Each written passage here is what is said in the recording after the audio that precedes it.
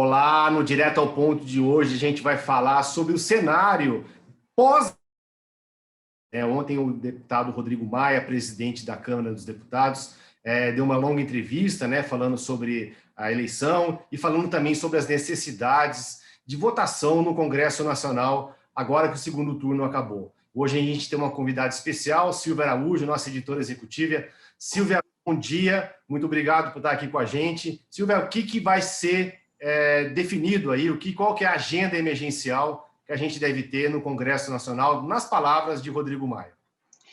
Oi, Gustavo. Olá, pessoal do Broadcast Político. Olá, você, assinante do Broadcast Político. Então, Gustavo, Rodrigo Maia puxou a orelha ali do ministro Paulo Guedes, né? Na realidade, é sempre endereçado ao ministro Paulo Guedes, ao ministro da Economia, as cobranças que o Rodrigo Maia faz. Ontem, depois que ele votou no Rio de Janeiro, ele disse que o governo precisa trabalhar agora na sua agenda econômica, pediu para o governo trabalhar nessa agenda, que é uma agenda que a gente sabe que está travada, né, Gustavo? A gente está aí às vésperas de encerrar o ano, tradicionalmente, o ano legislativo, ele termina em dezembro com a aprovação do orçamento, e esse ano, sequer LDO a gente acha que não vai ser votada, né? O próprio governo já entende que a LDO não vai ser votada nesse ano. Então, o Rodrigo Maia cobrou ali o empenho do governo para que o governo mostre como vai tratar o ano de 2021, sob o risco de termos aí, nas palavras do presidente da Câmara, Rodrigo Maia, uma recessão semelhante àquela que aconteceu em 2015 e 2016. Pois é, Silvia, enquanto isso, né, os ministros Gastões, né, a gente vê aí o desenvolvimento regional, o ministro Rogério Marinho, né, que já não esconde mais, né, principalmente em relação ao ministro Paulo Guedes, as divergências internas dentro do governo, quer gastar um pouquinho mais, né, quer fazer um empenho de acho, pelo menos 40 bilhões aí para poder fazer obras, né, e deixar para pagar o ano que vem. A gente não tem nem LDO, não tem orçamento mesmo, né? Como é que estão essas divergências, Silvia, dentro do governo, e como é que o Rodrigo Maia, né? Rodrigo Maia tem falado bastante sobre isso, né?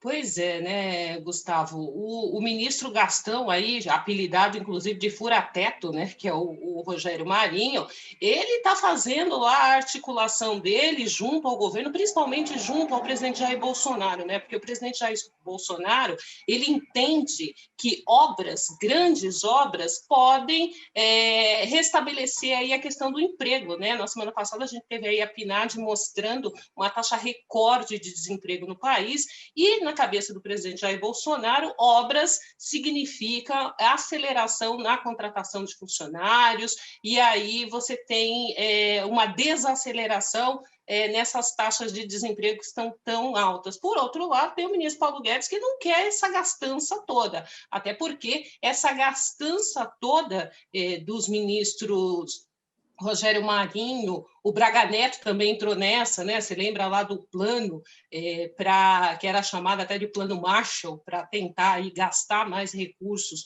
principalmente com infraestrutura. O ministro da Economia fica ali preocupado com o teto, né? Fica preocupado com o teto dos gastos, porque essa gastança toda, mesmo se for só um empenho nesse ano para se gastar no ano que vem, é como você falou, Gustavo, não tem nem orçamento, você vai gastar esse dinheiro de onde, né? Precisa carimbar ainda esse recurso. O ministro Paulo Guedes fica muito preocupado com isso, ele está preocupado em furar o teto no ano que vem, e você sabe, né, Gustavo, se ferir a lei de diretrizes fiscais, se ferir teto, é uma complicação muito grande, aí é meio que endereçada a saída do ministro Paulo Guedes do governo Jair Bolsonaro. Aliás, Gustavo, queria só comentar uma coisa.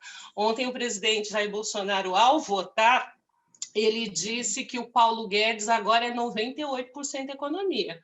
Vamos lembrar que lá atrás o Bolsonaro falava que o Paulo Guedes era 99% e ele era 1%, e esse 1% ele se dava poder de veto nas questões econômicas. Só que agora o presidente Bolsonaro ampliou um pouquinho aí a sua margem, né? Ele já tem 2% de poder de veto nas questões do Ministério da Economia.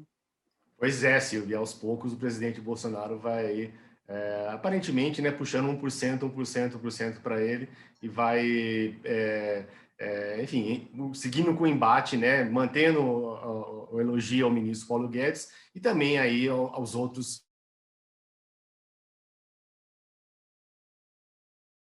de férias da semana, e a gente está tendo que tocar esse direto ao ponto, né? Silvio, muito obrigado pela parceria, muito obrigado, Bruno Nogueirão, que está fazendo com a gente essa transmissão, vai editar e vai botar o material na tela, e você vê aqui no broadcast político essa e outras notícias. Até a próxima.